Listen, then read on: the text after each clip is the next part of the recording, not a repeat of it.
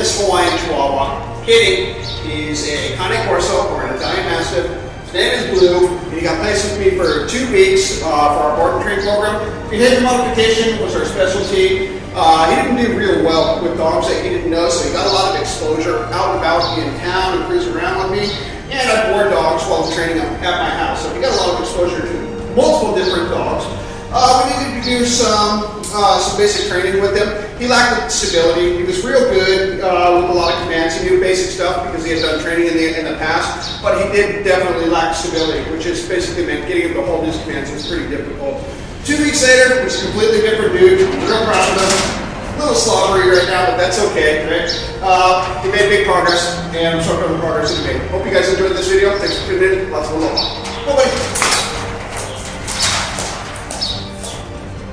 As I previously mentioned, Blue had done some training in the past, so he knew basic commands like the sit command, but getting him to hold the command was a little difficult. The place command is the best way to teach a dog stability. You know, it was kind of funny. Blue, he was actually a little bit scared of the place cut, so I needed to build up his confidence, and we definitely needed to put some time and effort into his place command. Alright, now let's check out Blue with distractions around him. Trying to get him to return to me. We're working on his recall command. He's all about the toy, but he's not about obedience. I can't get him to sit down. So because Blue had done training previously, he did know the down command. I could get him to drop down, but getting him to hold the down command was a completely different story. Walking Blue was no easy task. He'd jump, he'd swing from left to right, he'd cut his owners off. When he got super excited, he'd pull on his leash. He bited his leash, and if there was a dog around, forget about it. Blue would just focus and lock in on that dog, and he would start to pull like an absolute freight train. We had a long ways to go to get Blue where I wanted him to be with his heel command. The last behavioral issue I want to talk about is Blue's lack of door manners. As soon as I opened up a door, he took off. Getting him to return was no guarantee. His recall command wasn't sharp, and that could lead to some pretty hazardous situations. We definitely needed to work on Blue's door manners. After 2 weeks of balanced training and a ton of dedication towards this training, Blue became a completely different dog. I'm proud to present to you the new version of Blue, Blue 2.0.